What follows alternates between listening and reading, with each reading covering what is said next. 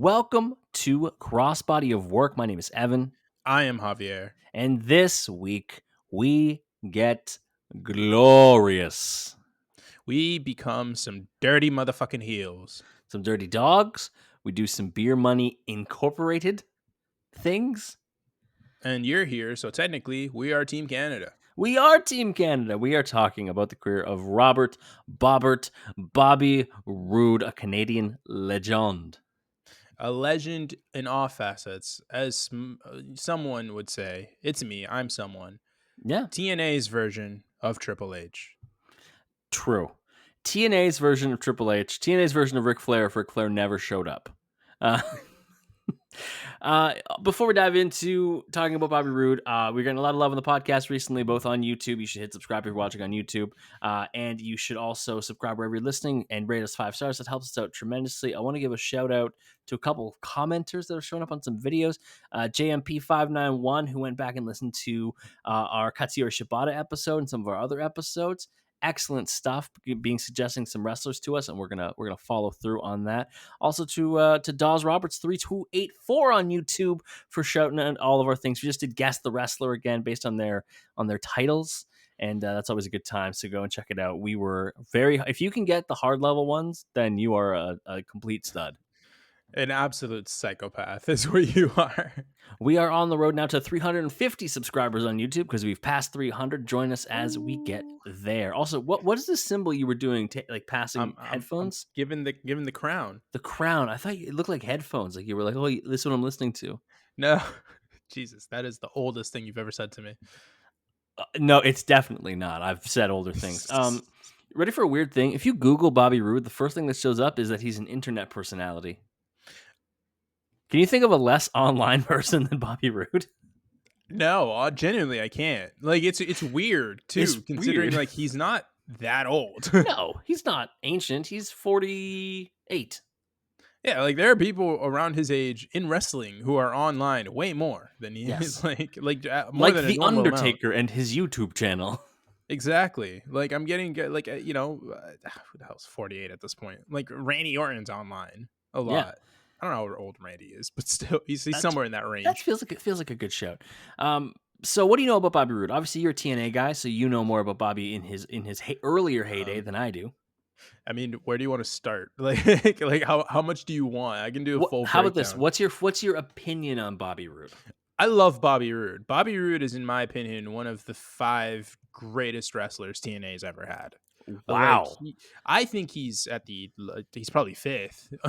But like, if you gave me if you put a gun to my head and you were like, your top 5 TNA guys, number 1's AJ. Like, yes, he's 100%. The only person I nail with Mr. TNA. Yeah, Mr. TNA. He's number 1, and then the rest, and Bobby's 5. But like in some order from 2 to 4 is Samoa Joe, Sting, and Kurt Angle, in my opinion. I think those are the guys I thought of too. So that put tracks. Bobby right there. And then that's awesome. Outside on the fringes, you've got your Daniels, your Kazarians, your Eric Youngs, so on and so forth. But I think what Bobby Roode did during his run with Team Canada, and then Beer Money, and then in his own on his own as the heel champion, and then the dirty heels, and pretty much everything until he left. Like the guy was all over. He was all over the card. I think still to this day the longest reigning TNA World Champion of all time. That's a great question. I don't know if it is, but we could look it up. I mean, it might be Josh Alexander at this point. The guy held the belt for Josh Alexander, 335 days. Yeah, but COVID, so I'm not counting it. I mean, that's fair. That's not fair. Counting it. It's like when people tell me like, who the hell was the ROH? Jonathan Gresham. Oh, like you tell me I'm not adding. My guy didn't wrestle for a year. You think I'm adding that? Why did I think it was Roosh? I thought it was Roosh for a long time, and he just like held on to it forever. Or Bandito. Actually, it might have been Roosh. I think it was one of those guys. It was Roosh. It was on it. Roosh or Bandito was not the Ring of Honor World Champion. So it should be because his mask is cool. All right, Bobby Roode from Peterborough, Ontario, Canada. Peterborough is about an hour away from Toronto. It's one of the. In what direction? To the. Oh, this is gonna be embarrassing. To the northeast. To the northeast of Toronto. He grew up in an athletic environment because he played minor hockey, was a stick boy, which is like being a bat boy, essentially, for like baseball, for the Peterborough Petes, which is an Ontario Hockey League team that had a bunch of future NHLers on it. Peterborough Petes, pretty good time. Pretty fun name. Ooh. The Peterborough Petes. Who were the Chell players that were on there? All right, let's see if you know any of them. Mike Ricci. If I don't Nope. respond, the answer is no. Chris Pronger. Ty Domi. All right, man, we're good. He trained in Peterborough with fellow Ontario and Shane Sewell, and he was trained by Sean Morley. Boo, that's Val Venus. Completed his training after a year, wrestled his debut match in June 1998 as Total Lee Awesome. That was his name. I like that. I like that a lot. It's a good name. I think it'd be a fun gimmick for us to just have an episode where we just look at everyone's first name they used and just say good ring name or bad ring name. Because like Sexton Hardcastle, good ring name. It's like when you go through like I don't know, like a basketball reference, and you look at people's nicknames. Like Dion Waiters was Kobe Wade. I don't know anyone who called him Kobe Wade. Disgusting. But like, Mini LeBron. You know Mini LeBron? Mini Braun. Who's Mini Braun? Eric Bledsoe. That's the one. Yeah. Disgusting. You know, stuff like that. Like you do that, but wrestlers. I love it. Roode was on the indies for a little bit. He performed actually in the WWF and WWE a couple of times between 01 and 04 on things like Jacked or Metal or Sunday Night Heat or Velocity, a couple of dark matches. And then in May, security guard a couple times as an extra. Security guard, because he's got security guard. He's got resting security face. He does. In May of 04, he's brought into TNA by Scott D'Amore, who's the owner of Border City Wrestling, which is a wrestling company that operates in Canada, right near the American border. It all makes sense. And he's part of the Team Canada stable. Tell me about Team Canada. I mean, they were Canadians, and they were a team led by Scott D'Amore. This is why people tune in. It's for this fine-tuned analysis that you bring. Here's the thing. Genuinely, it's like, so what Jim Cornette was kind of when he had his like hockey stick or like his little tennis racket and all that stuff, and he was like the kind of loud, boisterous like manager for a team, for this heel team or faction. That's kind of what Scott D'Amore was for Team Canada. Like he was just this loud, bombastic, like Canadian heel who preached Canada over the US, even though they were in Nashville, and stuff like that. Like that's pretty much what Team Canada. They were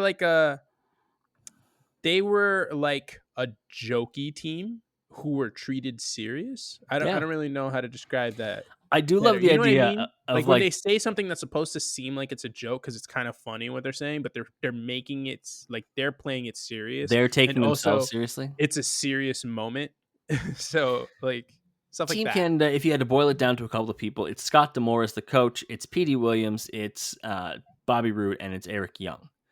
Yeah, it's my boy Divine. There's a couple of other people. We'll talk about Divine in a second. Our first match we're covering is from Final Resolution 2005.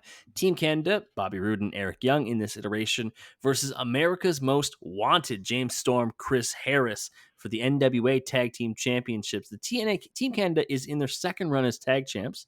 They first won in October of 2004, held them for a month before losing them to 3 Live Crew. You want to tell people who 3 Live Crew is? You remember?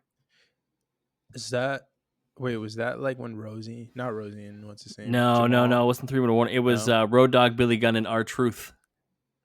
That was 3 Live Crew. They'd win them back in December, and then of course Final Resolution is in January. My first note: I am sold on Scott D'Amore by facial expressions alone. You need to relay that message to the current Anthem brass. Yeah, man, this guy's funny. Let him run the company. Scott D'Amore is great. I love Scott D'Amore. He's one of the only people who have had power in wrestling who like didn't let it get to their heads. Like this guy's a wrestling fan who just kind of gets it. Those are rare. Grew up a wrestling fan who got into the business and just kind of gets it. Yeah, those are rare. I like those. Very. What do you think of the match? Have you seen this before? This, honestly, there were segments of this match that were kind of familiar to me. I was definitely watching TNA around this time period. Okay. So like I'm very familiar with AMW at this point. Like, they were, I think, about to get the titles and do their little run there. This is a about as serious as it got, I want to say, for Team Canada. After Yeah, this, they weren't really in the title picture as much. yeah. So they were kind of treated like, I don't know how you would say it. Not the job squad per se, because like the job squad were the job. I mean, But also they were a they joke. were more legitimate because they'd been 2-time champions. Yeah, it's more so like if Awesome Truth turned heel tomorrow, like what they would kind of be like, you know, you Okay. got to take them serious because they've got some pedigree, but also like, I can't take this isn't a main event type of, this isn't like a high level act. This is just, they're just kind of Canadians who So get heat easily. all of Bobby Roode's WWE tag teams, kind of. Yes, except I like the Dirty Dogs. We'll talk about the Dirty Dogs later. This match is pretty good. I also want to point out that Eric Young is bleach blonde, which, if you only met him as Sanity Leader, was jarring. Wait,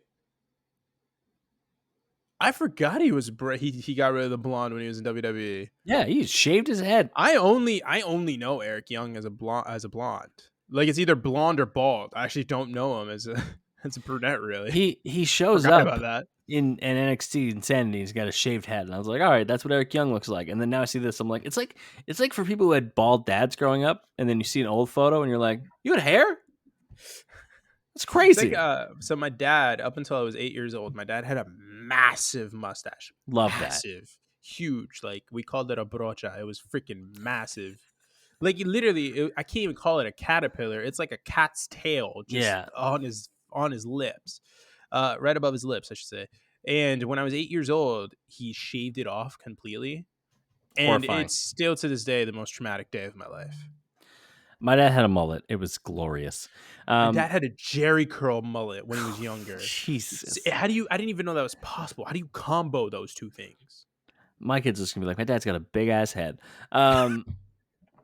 The match itself, I want to talk about Bobby Roode in this match. There are like glimpses of Bobby Roode being a really, really serious wrestler in this match, but also Yeah. like there's some goofy shit. I mean, that's just kind of Bobby Roode's career. Yeah, There's some that's glimpses fair. of him being a really, really serious wrestler, and then there's just goofy shit. Because his selling has always been a little over the top and comical, but it's fine, and it's fine when he's a heel because he's a heel. But when he gets, I don't think we cover any part of his run where he's a babyface, but it's just funny as hell seeing him like actually just sell normally when he's a babyface. Yeah, we literally I'm cover not used to it. we cover his one promo this week is the only time he's babyface.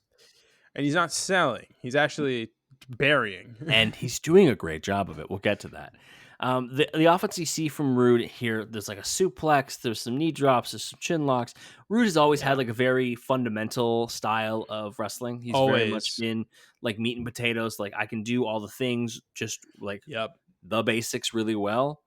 Speaking of meat and potatoes, AMW lawn dart Roode crotch first into EY, and Roode is obviously selling his nether regions being hurt because he got lawn darted crotch first into his partner, and then he rolls out of the ring, and then AMW just launch EY onto him. It's pretty Double good. whammy. Then there's a long stretch where Team Canada gets control a little bit. They do the fake, like they clap over Rudy Charles' back turn so that they can, switch out without seeing the tag. It's a lot of just your classic heel stuff. The hot They're tag, working over Storm, which is the whole time. which leads to the hot tag to Chris Harris. Rate the hot tag. Shout out to Wildcat, man. It's just power and explosion and all those moves. At one point, he does like a full Nelson slam, which I really like. Yeah. I'll give it a solid 7.5. Yeah, it's really good. I like that he runs Bobby Roode and Eric Young into each other. Also, I like that he looks a lot like Cowboy Big Bill. Like if Big Bill was a cowboy, he'd be Chris Harris. Well, the problem with that is Chris Harris isn't that tall. But I think it's because he was going up against Eric Young and he looked tall. I mean, Bobby Roode's like 6 feet even, I think. Yeah, what do they list Bobby at? He's not a big guy. They list Bobby 6'1", 235, so he's probably, 5'11 and a half? 5'11 and a half. I mean, I've seen him stand. I mean, there were points where we saw him next to like Samoa Joe and people like that who are 6 feet tall, pretty much. Yeah. And he's like the same height as him.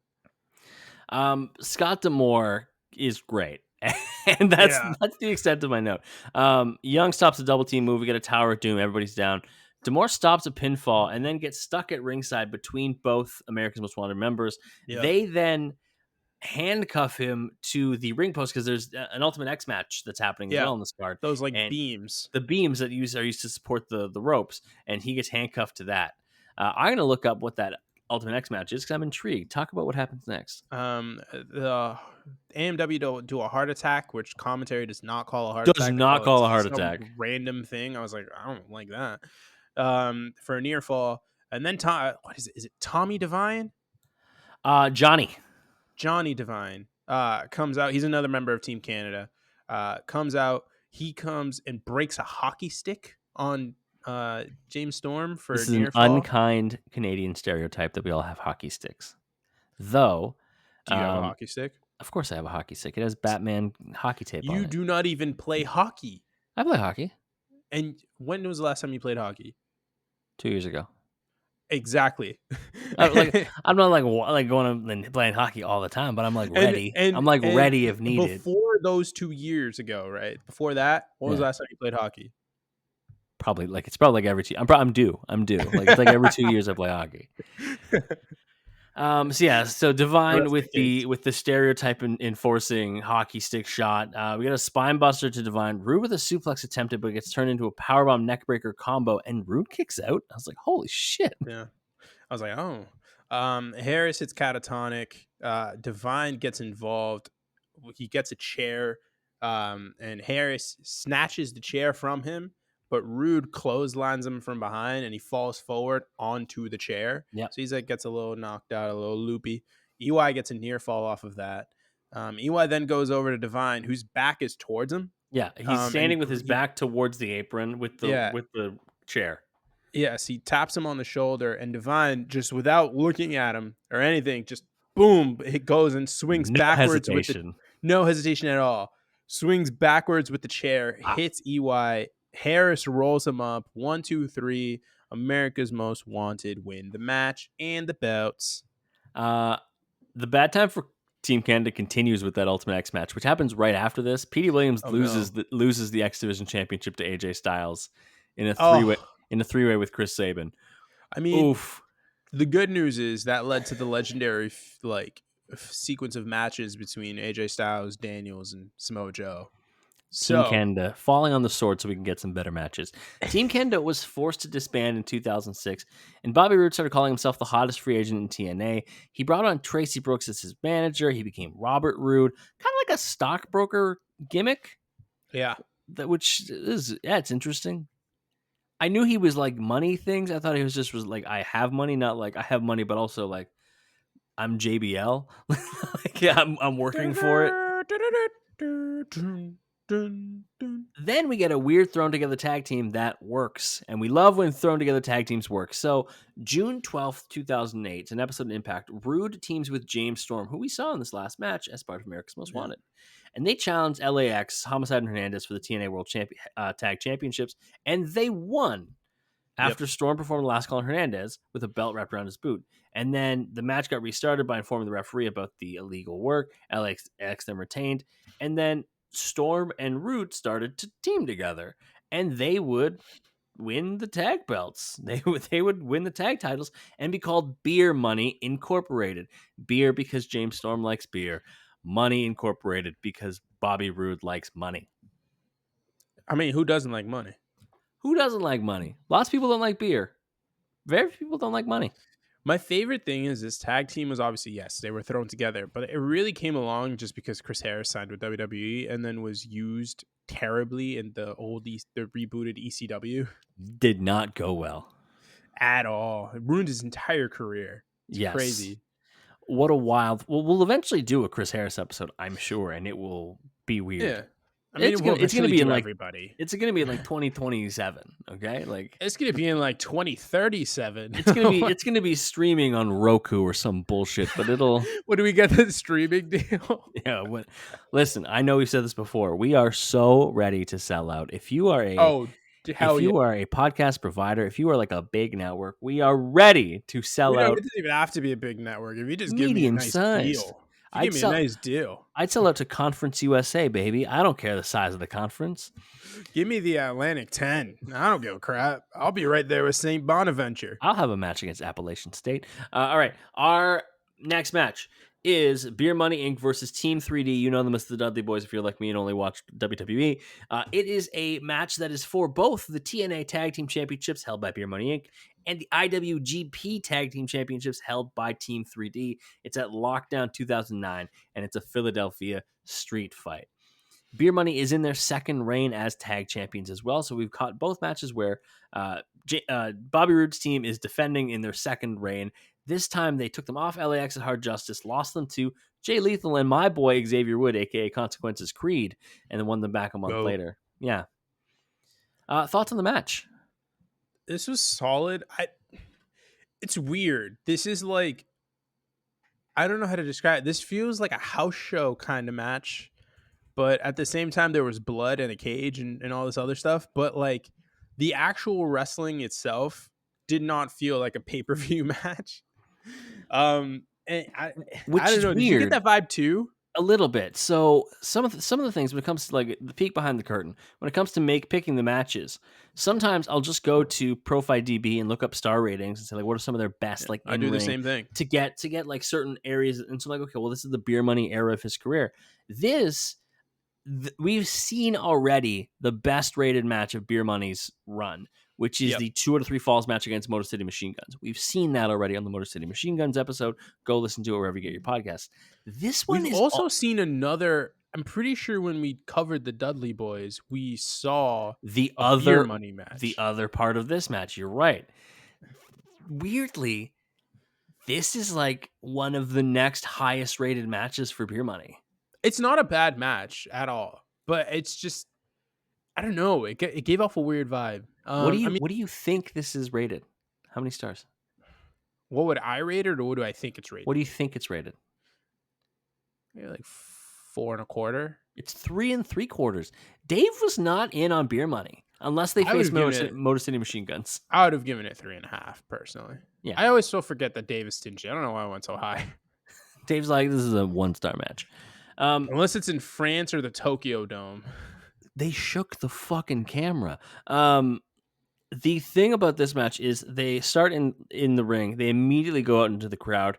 That's a huge chunk where nothing really happens. It's a lockdown match. Like it's lockdown. There's a street fight that happens to have a cage around it.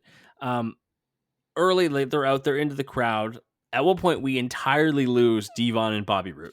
Yeah, gone. Just gone. They appear in the same luxury box as Bubba and Storm, which I was like, okay. Convenient. Very convenient. Bubba crotches Roode on the guardrail, like the handrail that goes through the middle of the aisleway. That sucks. Roode at one point, so they're fighting ringside. Roode ducks a shot from Bubba, and as he does that, Storm swings the cage door and hits Bubba right flush in the face. Yes. It's a perfect thing. I also think that this was where Bubba gets busted open. Yes, I think this is the exact spot. Beer Money grab a table and some steel steps, hit a double suplex to Devon off the stairs through the table. I like it. I like it. Also, that table is like right up against the steps. I'm like, how did they get the leverage perfectly on that? They got him up and they realized that they couldn't like do it backwards, so they just kind of dropped Devon.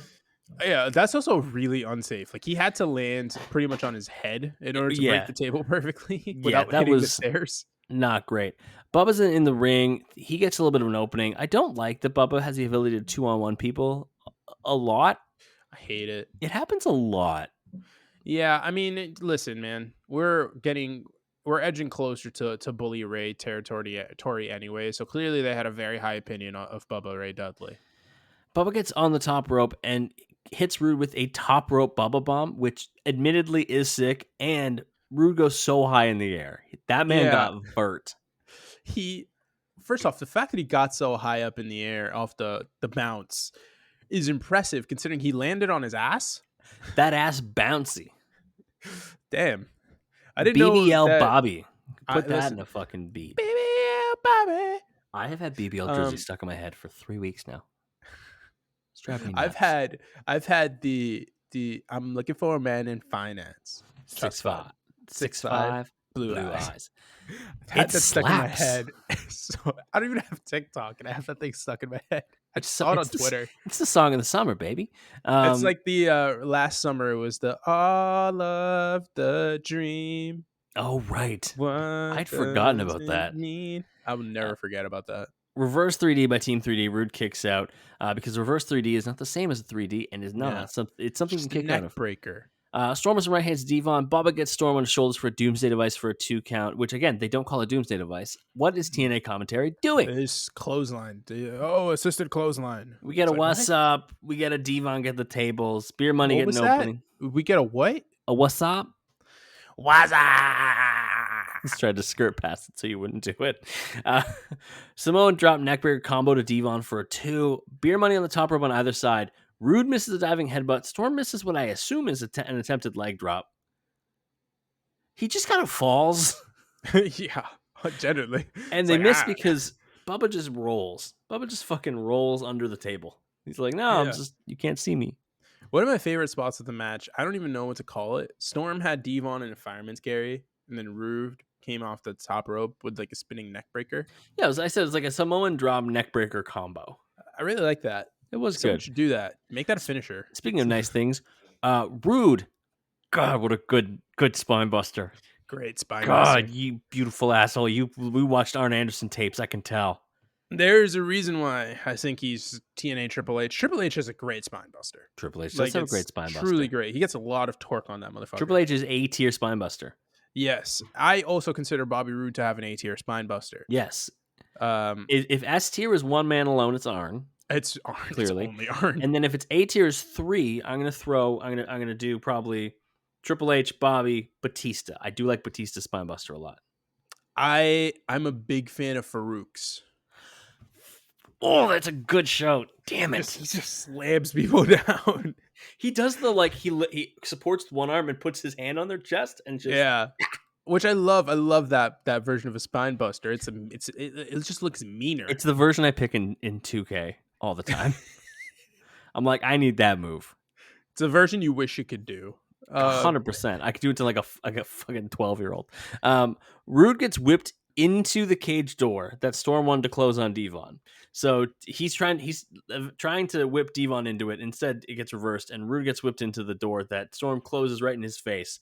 He then bounces right back into a 3D through the table set up earlier. Team 3D win because they don't lose if they hit a 3D. Yes, and James Storm is pissed. He's like, damn it. Oh, blah, blah, blah, blah, blah, blah, blah. That's an impeccable James Storm impression. All right. Sorry about your damn luck. Still weird that he actually showed up in NXT before Bobby. Rednecks are my friend. We're going to take a break so Javier can go back and listen to more country music. When we get back, we have the only instance of babyface Bobby Roode this week. Back from the break. Beginning of 2010, Hulk Hogan and Eric Bischoff take over TNA, and Beer Money's TV time is significantly reduced. They get it. I think it was Bobby gets injured. They return to Impact. They turn heel by volunteering to face Jeff Jarrett in a handicap match, defeating him after a low blow and the DWI. Rude and Storm then acted as Bischoff's henchmen for a while, taking on wrestlers they had problems with. Then they turned face as part of Fortune. And then they went up against Immortal, but they were in Immortal for a little bit, right? I was trying to follow the Wikipedia. This era of TNA is so convoluted and absolutely disgusting. I have no idea what to tell you. So they turned face. They were a part of Fortune, and then they were in the greater thing of Immortal, and then they turned on Immortal, and essentially they ran back like New Blood versus like the Millionaires Club from WCW, because it was like all these old established guys in Immortal and all these younger TNA, like we've been here the whole time, veterans on the other side. Look, man, the only good thing to come out of this time period is unfortunately Austin Aries and Bobby Roode and like some good X Division stuff, like Jay Lethal, Consequences Creed were here. God, Stuff like I love that. about Consequences Creed. Aside from that, it's dark, man. Let's talk about the promo that kind of launched Bobby Roode into being a main event guy. Yeah, he got a chance to go out there and kind of prove himself, and he called out Hogan of all people. Hogan is on his way. He's leaving. Him and Immortal are like on the ramp or whatever, and there's a bunch of the TNA guys who cleared the ring of them. And he starts by saying, "Don't you take another step. Hey, Hogan, you coward." Hulk Hogan's like, "Oh, say what?" Says he's listened to Hogan talk the last 6 months and he's had it.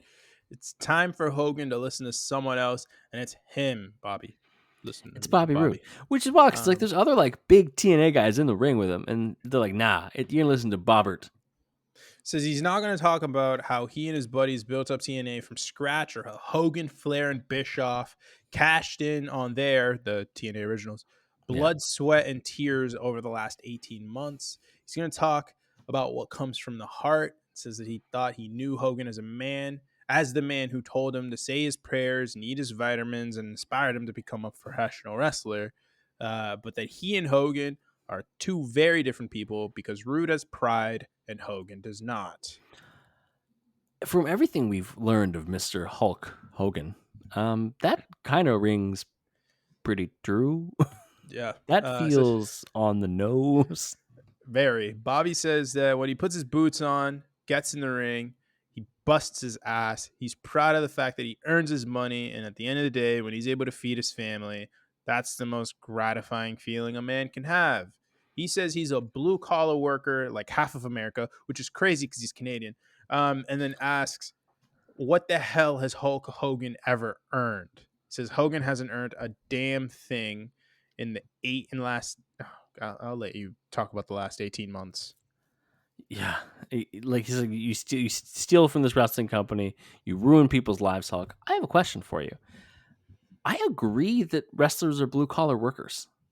I mean, they're independent workers. They're Yeah. independent contractors, right? And they ply their trade like for years, and they have to continuously get better. And there's, I don't know. At first, when I heard the thing, and it was like, we're blue collar workers. I was like, are you? But then I think like a guy like Bobby Roode at this stage in his career is doing all the house shows. He's doing everything. He Yeah. is very blue collar. Hulk Hogan is not. Hulk Hogan just shows up and is like, that's not going to work for me, brother. Signed HH. Like, I think there's levels to it. I think if you're like an independent worker really grinding through all yeah, that, sure, yeah, I guess you can call yourself, like, if you're still putting the ring together at any event that you go to or helping doing that, you're a blue collar you're worker. running your own merch table. Yeah, you're a blue collar worker. But if you're in WWE or AEW or even like higher level, lower level indies, where kind of all that stuff's getting done for you, I think you I think wrestling is one of the only kind of professions where you can raise your status out of blue collar worker. You know what I mean? Yeah, upward You become mobility. a yeah. It's got the upward mobility if you're lucky and good enough and work hard enough to sort of make you a what is it? Is a white collar? It'd Make be you a white white collar collar guy or girl or whoever. or whoever. Talks about firing Jay Lethal and how Hulk Hogan fired Jay Lethal, man, a warrior who comes to work every day and is proud of being in this company. And then he says, let me properly introduce myself to you. My name is Bobby Roode. And it's important to note that up at this point, he had been Robert Roode. He had gone back to being Robert during the beer money times. And then this is his first time being back to being Bobby. He says, I am the man who's going to stand up to you, you selfish son of a bitch. Next week, things are going to change. And this is the promo that really launches Bobby into the eyes of the fans. I think TNA already had earmarked him as like, we're gonna do something with you, like Yeah. you're gonna have this spot. But this really solidified it for fans. From everything I've read, was that this is the thing. They were like, yeah, this kind of angle, this kind of spot for him was going to be the thing that launches him. And it was a big thing. He had this weird thing, and we've talked about this on the James Storm episode we did, where Rude was supposed to have a shot at Angle, and he did, and he lost. And then he was supposed to have a rematch with Angle, but he didn't get it. And instead, Sting, who was in charge, gave it to James Storm, who won and became TNA World Heavyweight Champion. And everyone was like, "Oh, hey, James Storm!" And then Bobby Roode turned on James Storm and Yeah, that's how that goes. immediately went back to being heel. Cuts a fucking awesome babyface promo, and it's like, I can't stand my friend. Yeah. If you cut a really good babyface promo on this podcast one time, I assume you're going to turn heel on me like within the next 3 weeks. You know, if you ever hear me say nice things about you, you should definitely I be should worried. run. I should fucking run.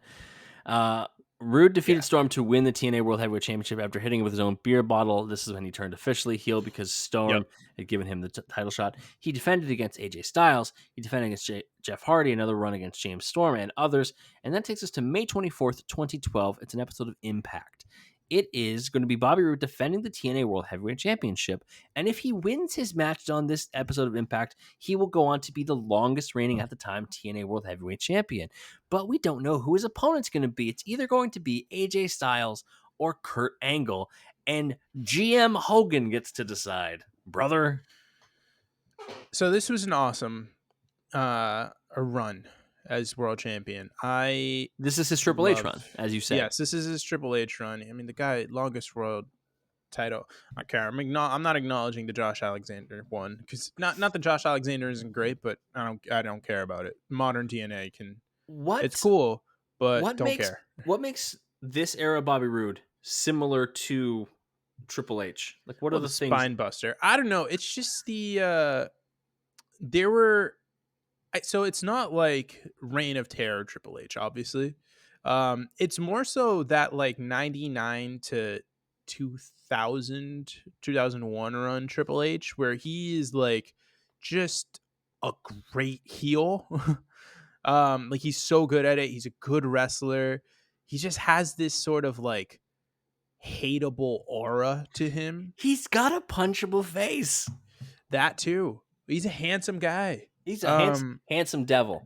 But he's the husband of the woman who's in charge of the homeowners association.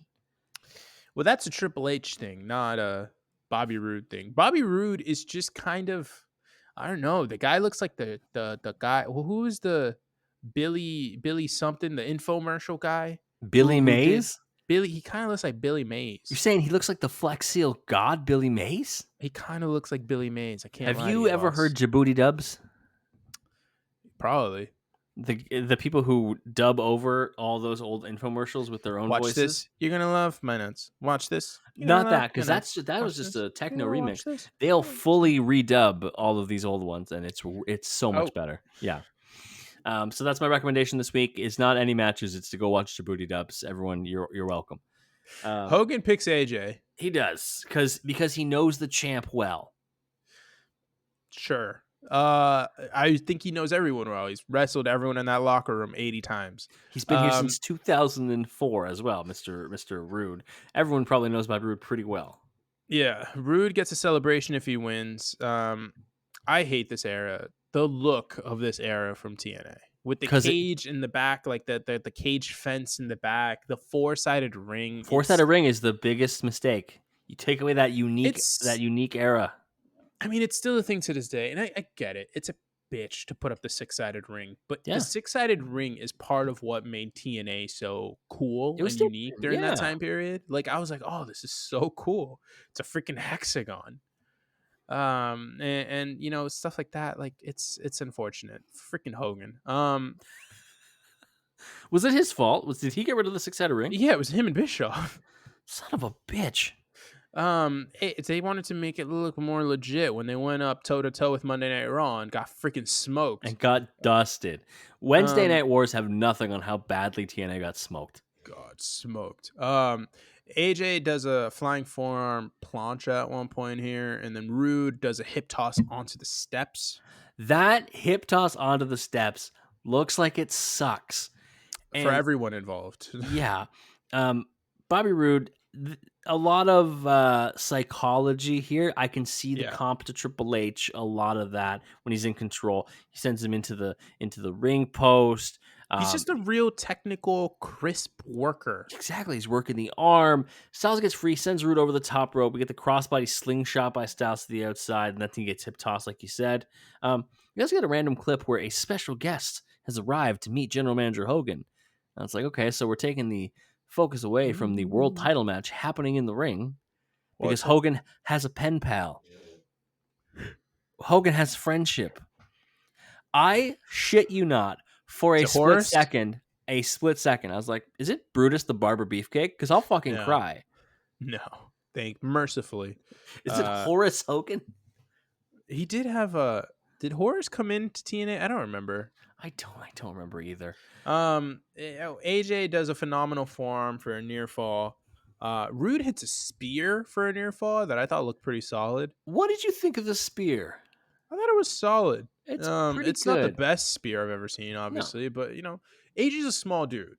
Like if you hit a spear on AJ, it's probably gonna look pretty good, Yeah. regardless of your size and build. After the near fall, he transitions immediately into a cross face, which I love. I Yeah. love. Oh, I didn't get a move. Submission. Yeah, It's my it's favorite the thing. Samoa Joe powerbomb into the Boston Crab, right? Like it's Yeah. that. I wrote down Styles with a submission move that I forget the name of, but Javier will tell Muda me. lock. Mudalock. Thank you. I'm sitting there and I'm just like, when you just forget words for things and you're just like, or maybe you don't because you're fucking young. I'm just like, I don't remember what that's called. I forget everything. This is like a Like, Mudalock. I'm like 2 diagnosed concussions in, and I already have shitty memory genes. I remember the first time someone explained to me, like, here are symptoms of a concussion. I was like, oh, I've had that. That's I'm 2 bad. diagnosed concussions in. I am like 27 concussions in. I used to box with my friends for like a laugh in like the 9th grade. What? I had boxing gloves in my house, like we in like an old gym equipment, and my friends were like, "We should punch each other." And I was like, "That sounds like a great idea." I just like to jump off of things when I was younger. I played sports. It's just, listen, soccer gets a rep as like a pretty like bitch sport, but It's not. I got so genuinely, I probably got like 5 concussions off of it. I'm sure at some point in our over 200 episodes I've told this story, but I don't care. When I was like, I want to say 4. I had a really cool babysitter who would come babysit me all the time. My mom was about to leave, and this babysitter's name was TJ. And TJ was walking in the door. TJ's cool as fuck. TJ was cool as fuck. And I was like, and we used to like wrestle and stuff. And so I was like, TJ, catch me. TJ was taking off his coat and had both of his arms in his coat. And so this little 4-year-old Evan just goes sailing past him. And he can't catch me because his arms are back here. And I go sailing past him. And I land face first on a stool. And I have 2 black eyes. I look like a fucking raccoon. And I led with my face as a child. I had 7 black eyes by the time I was 12 years old. I would get hit in the face all the time. I think I've only ever had 1 black eye, and it was like an inadvertent elbow when I was like a goalie on a corner. I went out to grab the ball off of a corner kick, and I think I just ate an elbow or something. And it wasn't even like a full black eye; it was just a little tiny swollen. So I've had various additions. I've had like just like the corner. I've had just the under, and then this time it was literally just like the whole thing because I hit like the edge of the stool like this. Jesus, off of trying to do a crossbody, fam? Yeah, I was trying to hit TJ with the crossbody, and he no-sold it. He sandbagged me. Other good things that Rude hits here: huge spine buster and a beautiful fisherman suplex. Again, just gorgeous, so crisp, so technical. With a bridge for a near fall. Yeah. Pele kick by Styles. Then he goes for the springboard 450. Rude gets the knees up on it. Another fisherman suplex. 1, 2, 3. Bobby Roode wins, retains his belt, and is officially the longest world champion TNA's ever had. He's celebrating the ring. He's got confetti. He's got champagne. Hogan comes out, introduces a surprise, someone who wants to celebrate with Bobby Roode. And I'm like, it's Bruce the Barber Beefcake. Lights go out. It's Sting. But you want to know how I got these scars? It's Joker Sting. He's going through it. I'm like a dog chasing a car. I wouldn't know what to do do if I caught it. On July 8th at Destination X, Rude would lose the TNA Heavyweight Championship to, do you remember? Austin Aries. Ending his reign at Option C, baby. 256 days because he cashed in the X Division title. Yeah, option C. Yeah. In an attempt to prove that Aries' victory had been a fluke, Rude faced him again in a non-title match, but he would lose. He had some more championship pursuits. He would win one more reign with the title. He would do a beer money reunion. But on March 19th, 2016, TNA announced that Bobby Roode had left the company after 12 years. We are going to take a break. When we get back, it's time for Bobby Roode to get glorious in NXT. We're back from the break. On April 1st, 2016, Bobby Roode was shown on screen in TakeOver Dallas, meaning there were 2 wonderful debuts that week because Bobby Roode was in the crowd and Shinsuke Nakamura had a New Japan banger against Samuel Zayn. Oh, yes. It was so good. It was just my so favorite good. tweet that I've seen recently is just the fact that like people brought up like found highlights of that match and posted it on Twitter, and someone like quote tweeted and said, "I love how Shinsuke gave us like an absolute all time banger as his first match and then coasted ever since." He's And like people were like upset in the comments, like, "Oh, he's had this banger. He had some bangers with AJ." It's like he gave us one one incredible classic. classic Yeah. Shinsuke Nakamura New Japan style match and then has never done it again. I And feel that's like fine. Vince saw him work the New Japan style. I was like, never do that shit again. Yeah. He almost killed Sammy. I don't even like Sammy, but goddamn. I want you to guess who Bobby Roode's in-ring debut in NXT was against. Oh, that's a good one. Was it Danny Burch? No, that's a great guess. This is also a member of a tag team. His debut was on the NXT's tour in the United Kingdom at Download Festival, where he beat Angelo Dawkins in his NXT debut. Ooh. Yeah, that's a fun little fun fact. They would air those types of matches They would. too. It That was was awesome. cool. On the December 21st, 2016 episode of NXT, Rude beat Andrade Cien Almas, Ty Dillinger, and Roderick Strong in a fatal four-way to earn a shot at NXT champion Shinsuke Nakamura, and that is where our next match is. NXT TakeOver San Antonio. It is Bobby Roode versus Shinsuke for the NXT title. What are your thoughts on the glorious theme? The theme, I think it's one of the better themes of like the last decade. It bangs. It was all over too. Shout out to DIY for that one. Yes. Just glorious. The glorious I bombs were won't give really in. fun. I won't give in. They And were a then fun just little like gimmick. the spotlight on him. He's got the little spinning stand thing. It just looks. The guy looks like $1,000,000. I will say it gets better with the spinning platform. He does not have the spinning platform yet. No, I mean they're in NXT. He does have 8 ladies with him. Yeah, I mean I'll take that. 8 ladies. Yes. Knock is out here with his usual electric entrance, and he has a platform with strobes on it that like glides him to the ring. Nearly got a seizure from that shit. When it gets close to the camera, it's a lot to take in. I legitimately had to look away. What are your thoughts on this match? I did not realize it was as long as it is. It's so long. It's like 26 minutes long. Yeah, this is like a 25, 26 minute match. It did not need to be 25, 26 minutes. So there's this era of NXT, right, where you know Nakamura and Samoa Joe and Finn Balor, Kevin Owens, all shit. And then there's like this spot where Bobby Roode comes in, and all the indie people fucking hated it.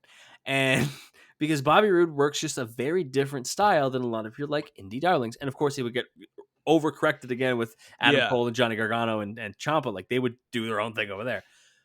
But there's this like little break in the middle where she's like, y'all like Triple H in 2005? You want to see me do it again?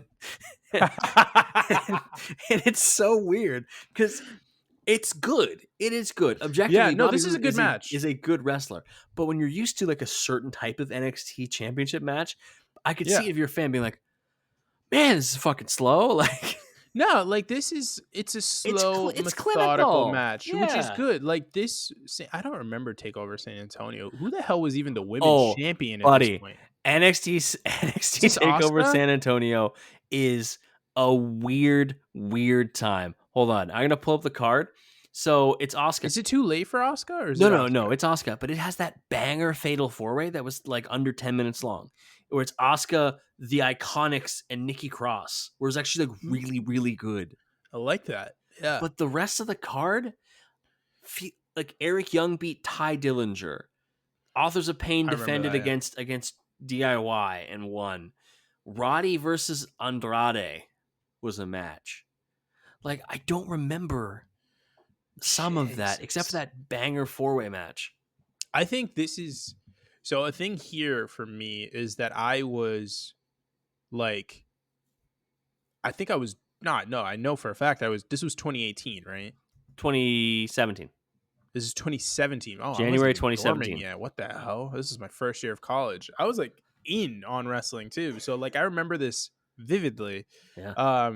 But I don't know. This was a weird time period in NXT where they started debuting people who would, cement themselves as staples within the company, but just not up here. Like Andrade when he debuted was not Andrade. Like, he wouldn't become Yeah. Andrade until he's paired with Zelina Vega and he goes on his little heel run, wins the world title later in the year. And, like stuff like that. But this was an interesting time period for me personally because I love Bobby Roode, really, I did. But he came into a weird crop where like the top kind of guys were Shinsuke, who their styles are very weird together. Yeah. Samoa Joe, I think, had already ascended beyond this. I think actually this is when he debuts on the main roster, is around Bobby December. so Bobby wins the title here. Spoilers for a match that's almost a Yeah, decade old at this point. Um, Bobby has 4 NXT takeovers where he's in the world championship match for NXT. it's this, It's Shinsuke. It's Shinsuke again. it's Hideo Itami, It's Hideo Itami, and then he loses Chicago, it to Aleister Black. Drew. He loses it to Drew. Uh Yeah. Which is a match I saw while dog sitting. I don't know why I remember that so vividly, but I dog sat for a friend of mine and kind of dog was it? golden retriever. Adorable dog. Good dog. Good dog. Had just finished obedience school, so it was actually really good compared I to mean, when I and first met you them. literally could have said any dog breed. I would have been like, good dog. Good dog. I want to say that early on, there is a "This is boring" chant from the crowd. It's just there's a methodical work happening, and when we're just coming off of the era of Sami Zayn and Kevin Owens and Finn Balor, Samoa Joe, and these banger matches. Even the tag division like DIY and AOP was probably a really solid match. Hell, they would do it again. And then that was the leads to the ladder match, which leads to the breakup angle. yeah, which I think doesn't happen until Chicago, but They there's may- I think main a triple event the threat. Yeah. There's a triple threat at the WrestleMania takeover though. Yeah. And then, stuff like that happens. And there's so many. Asuka's entire run was really good too. And there's just this entire like great thing. And then Bobby Roode was just an entirely different style because NXT during this time period is pretty much just ROH. Like that's what they were basically treating it as. Yeah. So for Bobby Roode to come in, and again, he's just 2001 Triple H, just copy and pasted onto into 2017. So to see that, it sucks that it got this as boring chant. Like, I don't think this is a bad match. I think this is a good match. But It's not my recommendation, but I do think it's a good match. I just think it's a good match, and that's it. Like, I'm never gonna. Am I gonna watch this match again at any point in my life? No. Honestly, I'd forgotten it existed. So yeah. Like I do like every once in a while throwing on a takeover for fun. I don't think this era of takeovers would be my first choice. I actually the SummerSlam one, the one where Drew wins the belt, is a really good. The Brooklyn one, yeah, that's pretty good. That's a good top to bottom one. Yeah, good technical wrestling to start the match here. Shinsuke does a kick to the gut when Bobby goes for the glorious pose. Yeah. Which I thought was cool. Roode then tosses Shinsuke to the steps. Shinsuke gets a bunch of kicks off. He misses a knee in the corner. The knee where he drapes Bobby. He drapes the guy across the top. Yeah. And then he does that. Bobby moves out of the way. Bobby hits a backstabber. I was so thrown off when he hit this backstabber. I don't think I've ever seen him hit a backstabber before or since. Yeah, me neither.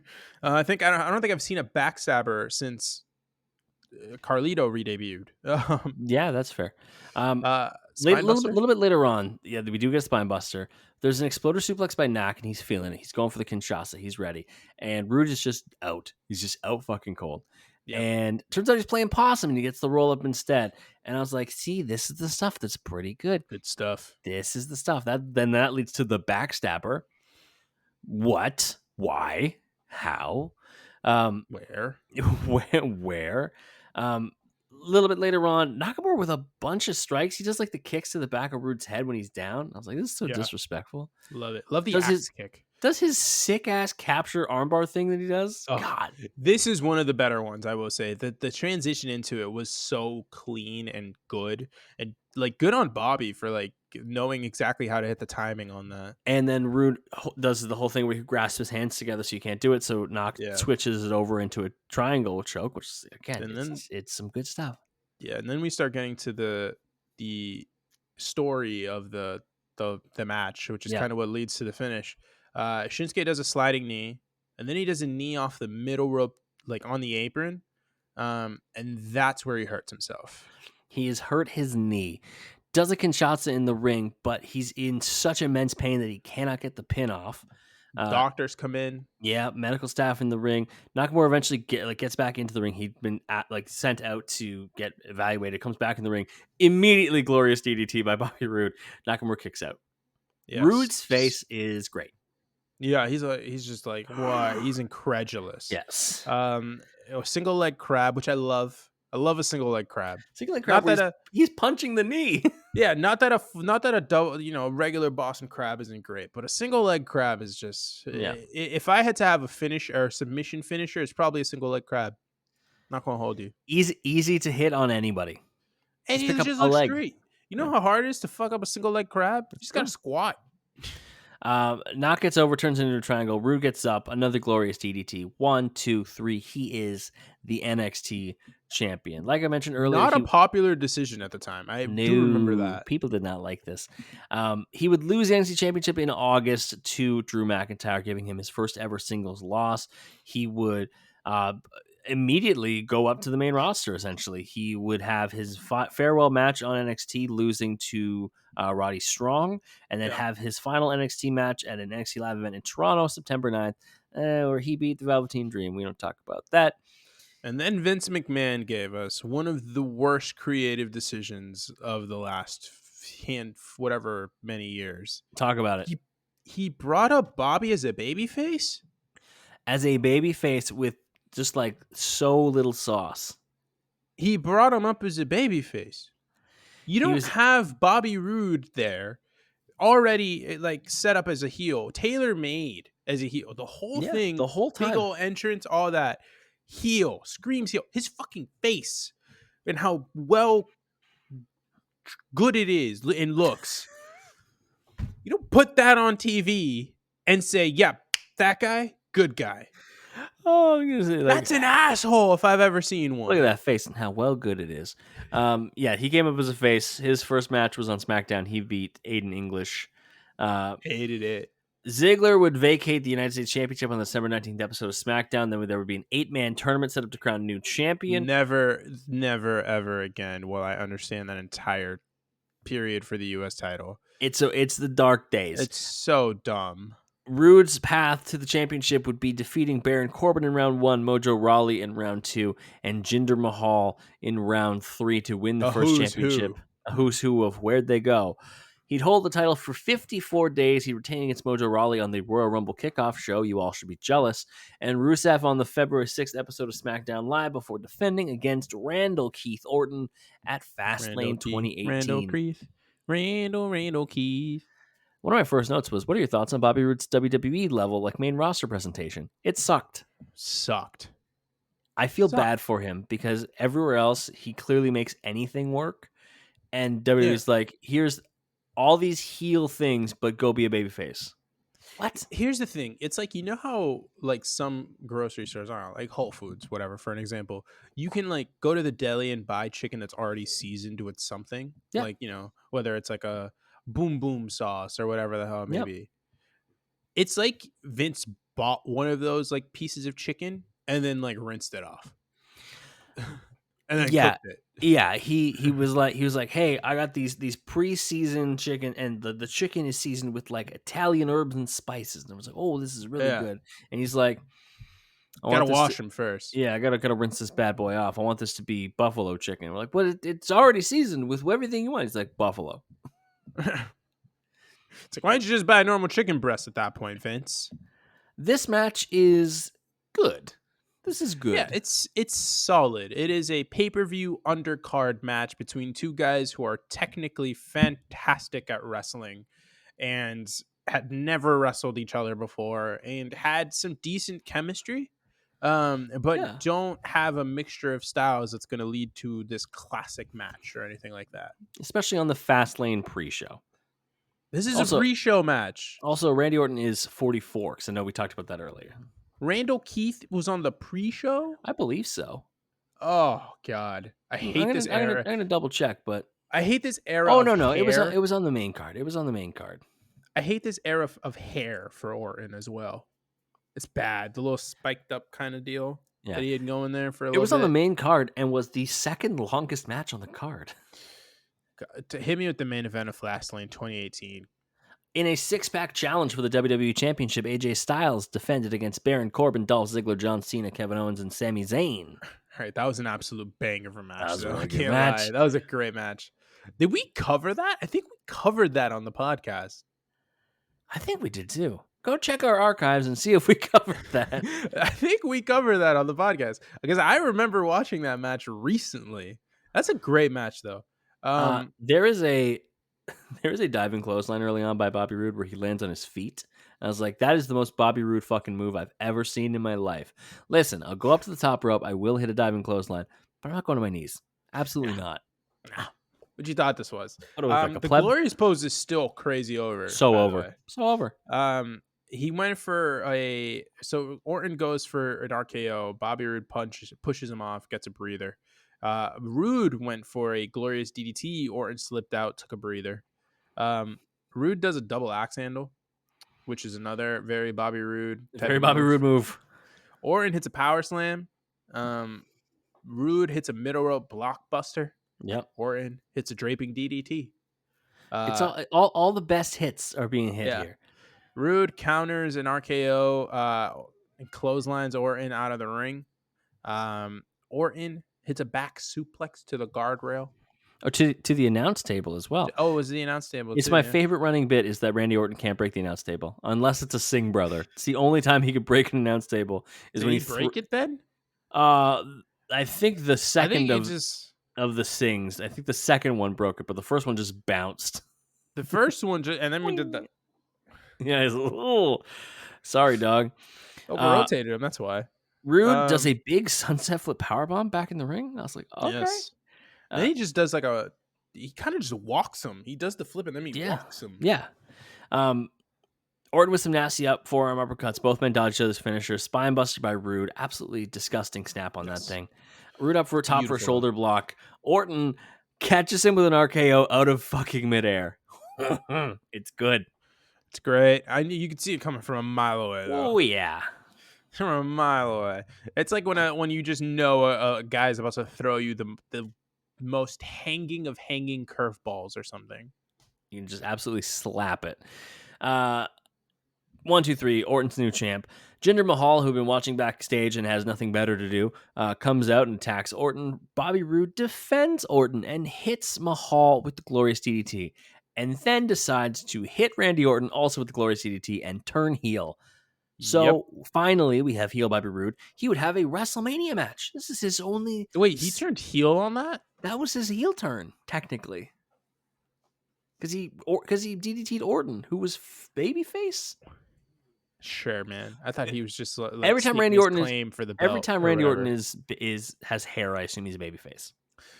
He doesn't have hair now when he's a babyface. I know, and I don't like it. That was my barometer for years. Might not be a babyface for soon. That's true. He would have a match at WrestleMania 34. It would be the Fatal 4-Way. Right? Orton, Mahal, Rusev, and Roode. Mahal won the United States Championship at that title or at that show. It switched hands every pay-per-view. It was such a weird time. Bobby Roode would do a couple more things in WWE. He would team with Chad Gable in a team that was actually pretty fun. And won the tag titles, I believe. No, did they? I think they won the tag titles at some point. I'm going to double check this, but I thought they won the tag. They did. They won the Raw Tag Team Championships. This wasn't Shorty G era Gable. No, Shorty G comes after. Okay.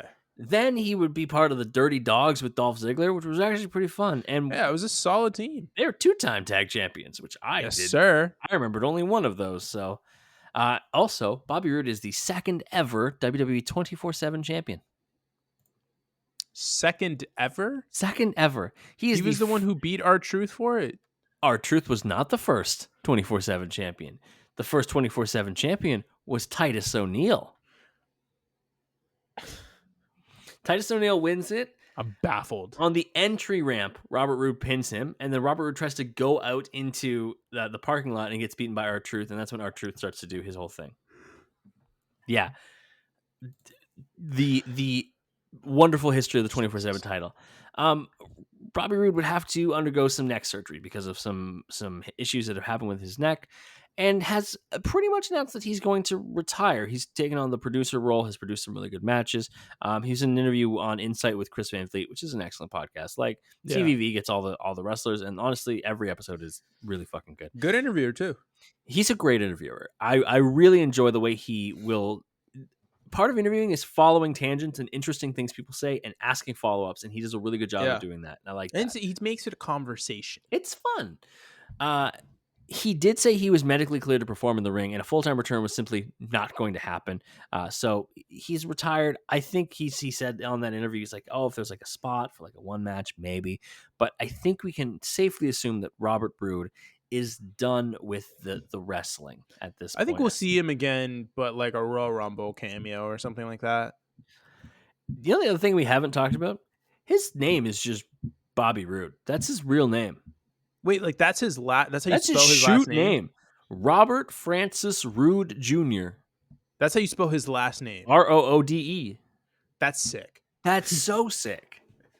If my last name were Rude, I'd be an asshole. You could not make me a more terrible human being if my last name were Rude. Truly. Oh, it's true. It's damn true. What do you think going back and looking at the career of Bobby Roode? I love Bobby Roode. Like you will never hear me say anything other than superb things about him. Shinsuke Nakamura match aside, I thought his match with Hideo Itami was awesome. It's, by the way, during that the Chicago match that they had, I thought that was a hell of a match. The Drew match was cool too, even though he was terrified of Drew McIntyre. And you know, I just think I called him TNA Triple H. Like I say that obviously as someone who despises Triple H greatly, but that title run that he had was Triple H encapsulated. Like he was just this technical heel who did everything to make sure that he won, and he was easy to hate, but he was a great promo. He had this. But that was also the point. The point was to hate him. Yeah, he had this aura to him. He was a good worker, great. You know, when he really wanted to be, and you put him in there with the right opponent. And man, we didn't even talk about the Dirty Heels. Like the Dirty Heels was him and Austin Aries post title run. Right. It was great. Like that was awesome too. And that was like when they really started going was around the time I stopped watching. Because the funny thing is, I stopped watching WWE, but I didn't fully stop watching wrestling for a little bit. Like I watched a little bit of TNA, or I dabbled in TNA into 2013, which is where I remember the Aces and Eights and the Dirty Heels and the Chris Sabin stuff. Like I was watching it for that a little bit. But WWE I was pretty much out on after 2012. And then I stopped watching TNA, not because I lost interest, but more so because I just kind of stopped, or I was a teenager. It just happens. But yeah, I saw the best days of Bobby Roode, and the guy just got it, man. He just got it. He's one of those wrestlers who just knows how to be a good damn wrestler, and he's a good damn wrestler. I think I'm so excited for him to be a producer, because in all the matches you see an understanding of build. Right. We talk about like there's one thing to have psychology and understand like the motivations and everything in the match, but it's another thing to understand the building blocks. Don't do this yet. Or if you're going to do it yet, you're going to have to add like do it yet. Don't I speak English much good.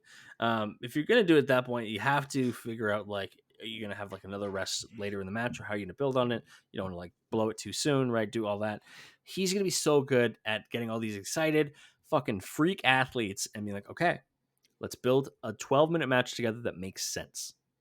Like hit all the spots, right? Yeah. Like, oh, I want to do this crazy thing. It's like, you don't need to. Not yet. It's SmackDown. You don't need to do it on SmackDown. You can do it on the pay-per-view, right? You can wait, do it over there. I think Bobby Roode was always good at knowing his spots. And while I also wasn't a big fan of NXT Championship Bobby Roode, I appreciate it more. I understand it. I get it now. Yeah. Also, hell yeah, I want Team Canada merch. I want it. You can probably find it. I probably can, and I do want it real bad. On Pro Wrestling Tees. PWTs, baby. We're on our way there. We got to get like a couple more thousand followers or whatever. Speaking of merch, you should hit the merch table. Hey, the link's in the bio. It's underneath the video or it's in the show notes. Javier's rocking the t-shirt right now. I am not rocking t-shirt. I'm rocking. So this is an update for everyone here. In 2 weeks, my background, if you're watching on YouTube, will change because I bought a house. Yes. Well, actually, a bank bought a house, and I can pay Well, them are you every sure you month. didn't buy a zoo? I wish. I can pay them every month in order to keep my shirts and pants there. So I have been working. I had the day off, and I have been working on my house today. There's some painting and some cleaning and things like that. So 2 weeks from now, my background will change because I'll have a house. But next week, the episode, I'll still have this background for now. I might have, I don't know, the bed might be gone by then. But who are we covering next week, Javier? Next week, we're covering Lita. I feel weird that we hadn't gotten to Lita yet. It's been 216 episodes. I'm going to be honest with you. If you had told me that we had, I would have believed you. I know she shows up in the Trish Stratus episode. She's shown up in a couple episodes already. But we're definitely going to talk about Lita, kind of her career, her arc, her comeback that was surprisingly longer than I think everyone thought. Yeah, she just kind of kept showing up She kept showing up, which honestly, people were thrilled. People love Lita. It's so going to be difficult to throw her matches in, by the way, because we've covered so many of them. What the hell haven't we done? That's true. We're gonna be getting all the nooks and crannies of Lita's career. We're gonna get everything that we can because we already covered a lot of the main matches, like the Trish main event and things like that. All the WrestleMania ones. Next week, it's going to be our dive into the career of Lita.